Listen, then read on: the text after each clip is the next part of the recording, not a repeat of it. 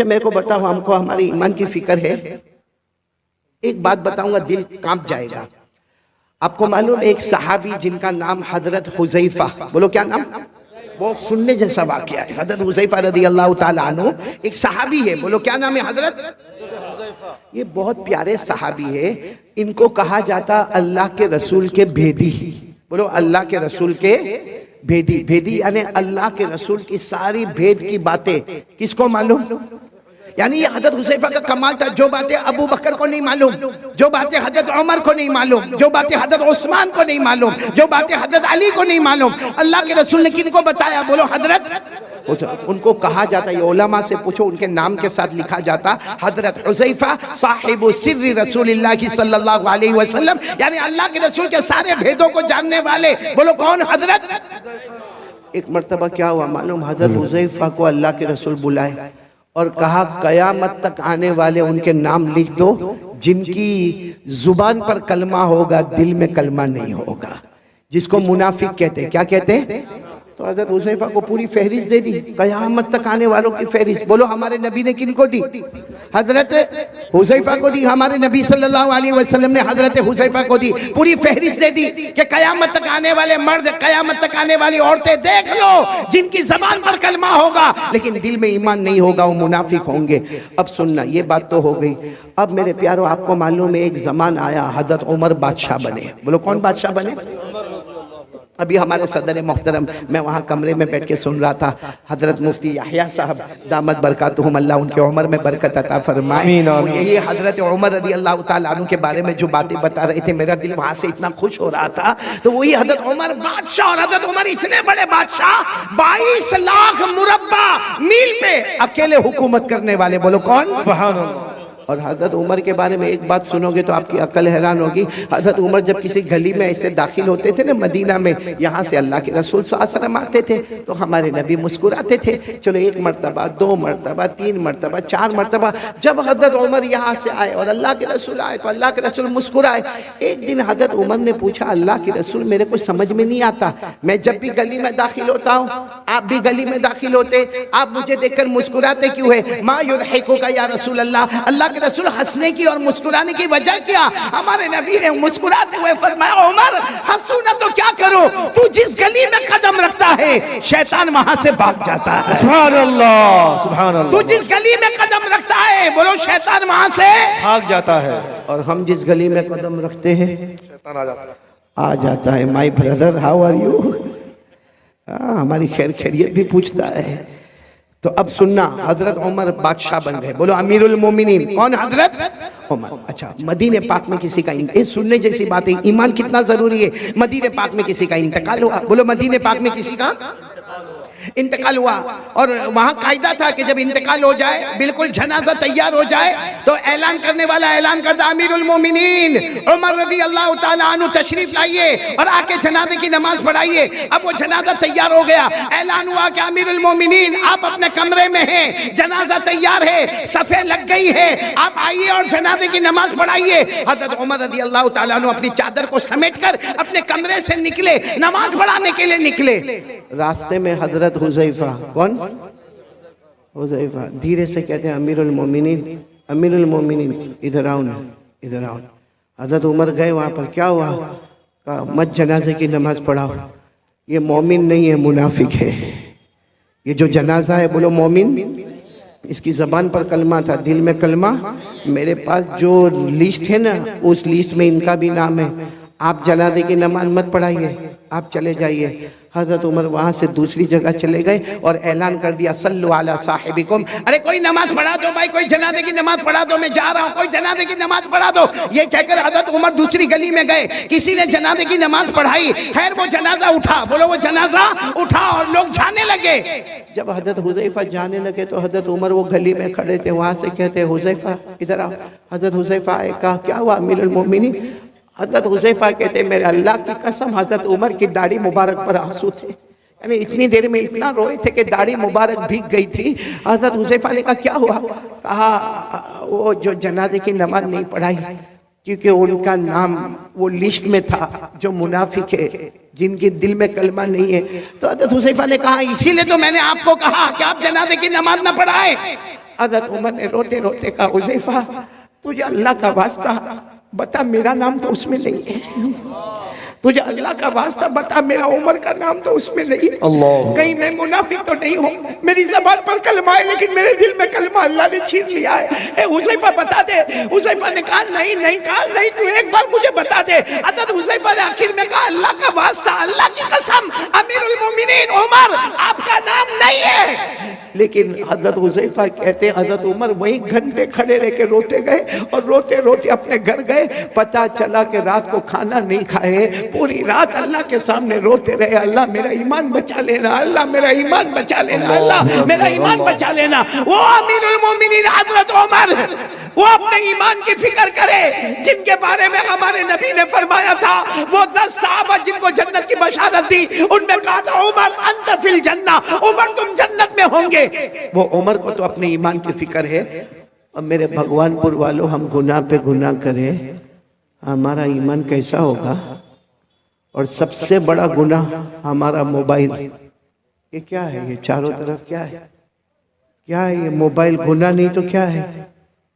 क्या है मेरे प्यारों?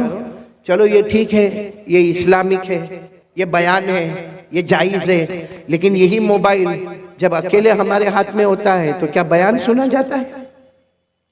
रात के 1 बजे क्या हमें कोई नज़म सुनना है? हम हमारे बेटे फिरदौस कमर की नज़म और नात को सुनते रात को 1 बजे। रात को 1 बजे कारी अहमद अली का बयान सुना जाता है। ठीक है, यहाँ इस वक्त ये मोबाइल जायज है, हलाल है, बिल्कुल सही है, सवाब है। लेकिन रात के 1 बजे जब वो नंगी औरत को मोबाइल में दिखाया जाता है, पीछे गाना बजता है, और हम हमारे दोस्त को कहते हैं मेरे पास बहुत अच्छी क्लिप आई है, तुझे भी भेजता हूँ। हमारे मोबाइल में जब जीना होता है, हमारे मोबाइल में चोरी होती है, हमारे मोबाइल में चुगली होती है, हमारे मोबाइल में झूठ बोला जाता है, हमारे मोबाइल में ब्लैकमेल किया जाता है, हमारे मोबाइल में पबजी खेला जाता है, हमारा इंस्टाग्राम, हमारा टिकटॉक, हमारा यूट्यूब, हमारा सब हराम, सब गुनाह। किसी में ब्लैकमेल, किसी में जीना, किसी में चोरी, किसी में ब्याज का सौदा किया जाता है, किसी में सूद का कारोबार किया जाता है, अरे कभी कभी चुगली की जाती है। और माफ करना मेरे प्यारों, इसी मोबाइल की वजह से बीवी भी नाराज होती है, बच्चों की तरबियत भी गलत होती है, माँ भी नाराज होती है, अब्बा भी नाराज होता है, एपिसोड पर एपिसोड देखा जाता है, गंदी गंदी फिल्में देखी जाती है, आखिरी दर्जे का गुनाह किया जाता है। मेरे भगवानपुर वालों, अल्लाह की कसम, हमारे घर में अगर तलाक होती है तो उसकी वजह भी मोबाइल होता है। और ये सिर्फ हम नहीं, हमारी जवान बेटियों के हाथ में मोबाइल, हमारे जवान बच्चों के हाथ में मोबाइल। अब बाप के अंदर हिम्मत नहीं, यहाँ बहुत सारे बैठे होंगे जो बाहर बहुत होशियारी करते होंगे, उसको कहो किसी इमाम साहब को डांटना है, जाके बंगाली जबान में डांट के आएगा। उसको कहो किसी अजान वाले को डांटना है, डांट के आएगा। अरे कह दो उसको ये जलसे वाले को डांटना है तो डांट के आएगा। मगर तेरा बेटा तेरे सामने हराम काम मोबाइल पर करता है, तेरी जवान बेटी रात को मोबाइल पर हराम काम करती है, क्यों तू रोक नहीं सकता? क्यों नहीं रोक सकता? इसलिए कि जब बाप खुद ऐसा करता है तो बेटे को क्या रोकेगा? जब बाप खुद मोबाइल पर, अरे बीवी बेचारी इंतजार कर रही है कि मेरा शोहर काम से आएगा, वो बेचारी पूरा दिन कपड़े धोने का काम, बर्तन मांजने का काम, बच्चों को स्कूल भेजने का काम, बच्चों को मदरसे भेजने का काम। अब शोहर आया इतनी हड़बड़ाहट बताएगा, थकाया आया है, हाथ मुंह धोएगा, खाना खाएगा। बीवी उधर चेहरा रखी और ये अपने मोबाइल पर बिजी है, रात को 1-1, 2-2, 2:30 बजे तक मोबाइल पर। और फिर कहता है मेरी तबीयत बहुत थकी हुई है। ये थकावट दूर की जा रही है कि थकावट बढ़ाई जा रही है? Waste of time, waste of money और वेस्ट ऑफ एनर्जी, ये है हमारा मोबाइल का खुलासा। टाइम भी बर्बाद, पैसा भी बर्बाद और हमारी ताकत भी बर्बाद। ये मोबाइल के आने के बाद बेटे फिरदौस, मैं कसम खाकर कहूंगा हमारे भगवानपुर के जवानों, जवानी में कदम रखने से पहले बुढ़ापा हमारे पास आ गया है। अभी हमने जवानी में कदम नहीं रखा है। और अगर कोई मुझे पूछे असल जवानी की उम्र कौन सी है, हाफिज इब्ने हजर अस्कलानी रहमतुल्लाह अलैह जो बुखारी शरीफ की गाइड लिखते हैं, वो लिखते हैं कि जन्नत में सबकी उम्र होगी 32। कितनी होगी? 32। इसका मतलब असल जवानी शुरू होती है 32 से 40। बोलो 32 से 40। या तो 22 में कमर दुखती है, पाँव दुखते हैं, लड़खड़ाते हुए चलता है। क्यों? क्योंकि गुनाह गुनाह गुनाह करके। मेरे प्यारो एक बात बताओ, आप नाराज तो नहीं ना? सुनेंगे ना मेरी बात? हम गुनाह करते हैं, सच बताना, हम गुनाह करते हैं, गुनाह करते हैं। कभी हमने ये सोचा कि अल्लाह ने जहन्नम भी बनाई है? सोचा हमने कभी? गुनाह करेगा भाई, आए जिना हो रहा है, हमारा कारोबार 101% हराम, हमारा सूद का कारोबार, हमारा ब्याज का कारोबार, हम दारू पिए, हम मटके चलाए, हम जुआ खेले, हजारों गुनाह करे, अल्लाह को हाजिर नाजिर रखकर बोलना खराब नहीं मानना। हमने कभी जहन्नम के बारे में सोचा? जी नहीं। बोलो सोचा? कभी ये सोचा कि अल्लाह अल्लाह अल्लाह अल्लाह मैं ये गुनाह करने जा रहा हूँ, अल्लाह अल्लाह मैं ये कारोबार करूंगा, लेकिन अल्लाह इसमें ब्याज है, अल्लाह इसमें सूद है, अल्लाह इसमें रिबा है, अल्लाह इसमें बहुत बड़ा गुनाह है, सूद है, सूदी कारोबार है, अल्लाह जहन्नम में क्या होगा? कभी नहीं सोचा। बस आने दो, पेट में आने दो, हलाल है तो भी आने दो, हराम है तो भी आने दो। दारू भी पीता गया, मटका भी खेलता गया, जुआ भी खेलता गया, मेरे दोस्तों अय्याशी करता गया। कभी जहन्नम के बारे में सोचा? जी नहीं। कि जहन्नम भी तो आने वाली है ना। मैं इस वक्त जो हालात है ना, इसलिए जन्नत पे बात नहीं कर रहा हूँ, बहुत पते की बात कह रहा हूँ। आप सबने बादशाह का नाम सुना होगा, ये मैं बता रहा हूँ कि हमने कभी जहन्नम के बारे में सोचा नहीं। एक बहुत बड़े बादशाह गुजरे हैं, हजरत हारून रशीद। साथ में बोलो कौन? हजरत हारून रशीद। उनकी बीवी का नाम जुबैदा। दोनों में बहुत मोहब्बत, बोलो दोनों में। और दुआ करो कि अल्लाह हर मियाँ बीवी में मोहब्बत अता फरमाए, बोलो आमीन। हजरत हारून रशीद बादशाह है, और इतने बड़े बादशाह है कि हजरत हारून रशीद कभी कभी आसमान की तरफ देखकर कहते थे, ए पानी तुझे बरसना है तो मशरिक में बरस जा, ए पानी तुझे बरसना है तो मगरिब में बरस जा, जहां भी तू बरसेगा वहां हारून रशीद की हुकूमत पाएगा। माशाअल्लाह, सुभान अल्लाह। बड़े बादशाह। फिर एक मर्तबा बोलो कौन बड़े बादशाह? हजरत हारून रशीद। और उनकी बीवी का नाम क्या? बोलो उनकी बीवी का नाम जुबैदा। भाई वाक्य को बराबर सुनो, तवज्जो से सुनना। तो भाई बादशाह है, एक दिन बीवी के साथ मशवरा होता है, चलो दरिया किनारे वॉकिंग, दरिया किनारे वॉकिंग, टहलने जावे, थोड़ा पाँव अलग अलग करे और थोड़ा जाए। तो बीवी की आदत होती है कि मैं थोड़ा तैयार होकर आती हूँ, आप थोड़ा आगे बढ़े। वो बीवी भी शरीयत की पाबंद, हिजाब वाली, पर्दे वाली, कहा मैं अपना पर्दा सही करके आती हूँ, आप आगे बढ़े। अब हजरत हारून रशीद आगे आ गया, और पीछे कौन आ रही है? बोलो बीवी जुबैदा। मामला क्या हुआ मालूम? हजरत हारून रशीद जा रहे, दरिया किनारे एक अल्लाह के वली बैठे हुए, बोलो सुभान अल्लाह। सुभान अल्लाह। अल्लाह के वली का नाम बहलूल, बोलो क्या नाम? बहलूल। हजरत बहलूल, बहलूल। साथ में बोलो क्या नाम? हजरत बहलूल। अल्लाह के वली है, दुर्वेश है, एक फकीर है, अल्लाह के वली। वो क्या कर रहे मालूम? हाथ में लकड़ी का टुकड़ा है, उसको रेत पे ऐसे ऐसे घुमा रहे। रेत है ना, रेत जैसे जमीन, उस पे घुमा रहे। तो हजरत हारून रशीद दूर से समझ गए मजजूब आदमी है, अल्लाह का वली आदमी है। आए और आकर कहा अस्सलाम वालेकुम। वो हजरत बहलूल ने कहा वालेकुम अस्सलाम। तो हजरत हारून रशीद तो बादशाह से कहा ये क्या कर रहे हो? जमीन पे ऐसे लकड़ी से क्या कर रहे हो? कहा मैं घर बना रहा हूँ। बोलो सुभान अल्लाह। क्या बना रहा हूँ? घर बना रहा हूँ। तो हजरत हारून रशीद को मजाक सूझा, क्योंकि ये घर बना रहा है, ऐसे ऐसे गोल कोई लकड़ी घुमा के घर बनाता। तो हजरत हारून रशीद बादशाह थे, कहने लगे ये घर कोई खरीदेगा तो क्या मिलेगा? अल्लाह उसके बदले जन्नत दे देगा। माशाअल्लाह, सुभान अल्लाह। तो हारून रशीद ने कहा घर कितने का है? क्योंकि अभी तो बना भी नहीं है, खाली गोल गोल घुमा रहे हो, कितने का है? तो उसने कहा, हजरत बहलूल अल्लाह के वली ने कहा 1 दीनार। कितना? यानी 1 सोने का टुकड़ा, जैसा हमारे यहाँ चांदी का सिक्का होता, सोने का टुकड़ा 1। तो हारून रशीद मुस्कुराते चले गए कि कैसी बेवकूफी की बात है, कितनी बेवकूफी की बात है। एक तो लकड़ी के जरिए से मिट्टी के ऊपर गोल गोल करना, और फिर कहने का घर बनाना, और उसके बदले में अल्लाह जन्नत देगा, और 1 दीनार देने का। हजरत हारून रशीद मुस्कुराते हुए चले गए। बोलो पीछे कौन आ रही थी? जुबैदा। वो आई, वो भी पहचान गए अल्लाह के वली, दूर से खड़े होकर कहा अस्सलाम वालेकुम। वो अल्लाह के वली ने यूं चेहरा उठाकर वालेकुम अस्सलाम।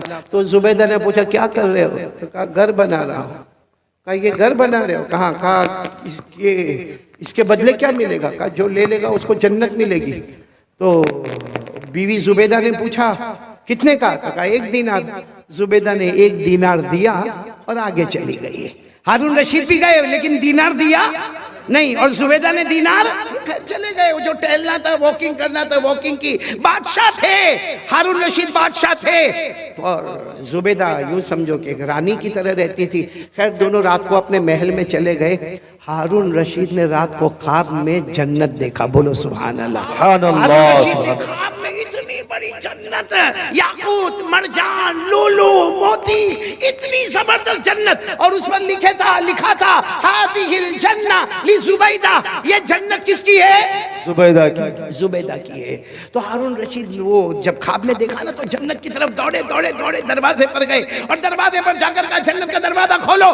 कुछ लोग आए, कहा तुम्हारी जन्नत नहीं है, तुम्हारी बीवी जुबैदा की जन्नत है। तो कहा मेरी बीवी की जन्नत है, मुझे मेरी बीवी की जन्नत देखना है। तो दरबार ने कहा यहाँ मियाँ बीवी का मामला नहीं, ये जन्नत का मामला है, या आखिरत का मामला है, यहाँ मियाँ बीवी के रिश्ते को नहीं देखा जाता। जाओ यहाँ से, जुबैदा आएगी तो अंदर जाएगी, बाकी तुम्हें जाने का कोई हक नहीं। हारून रशीद की आंख खुली, क्योंकि ख्वाब देख रहे थे। आंख खुली, घबरा गए कि मेरे को जन्नत में नहीं जाने दिया। किसकी जन्नत थी? बोलो ना, किसकी थी? तो बाजू में ही सोई थी। कौन? जुबैदा बीवी थी। उठाया, जुबैदा, जुबैदा उठो, जुबैदा उठो, जन्नत का मामला है, उठो। जुबैदा ने यूं आंख खोला, कहा क्यों उठाया? मैं आराम से अपने जन्नत में घूम रही थी। अरे मैं अपने जन्नत में कौन सी जन्नत में घूम रही थी? कहा जो आज मैंने वो अल्लाह के वली से खरीदा, 1 दीनार में मैंने जन्नत खरीदा। तो हजरत हारून रशीद ने सर पे हाथ रखा, हाँ मैंने नहीं खरीदा, वो जन्नत तूने खरीद लिया। तो हारून रशीद ने कहा कोई बात नहीं, कल आइंदा कल देखेंगे क्या होता है। फिर दूसरा दिन आया। बोलो कौन सा दिन आया?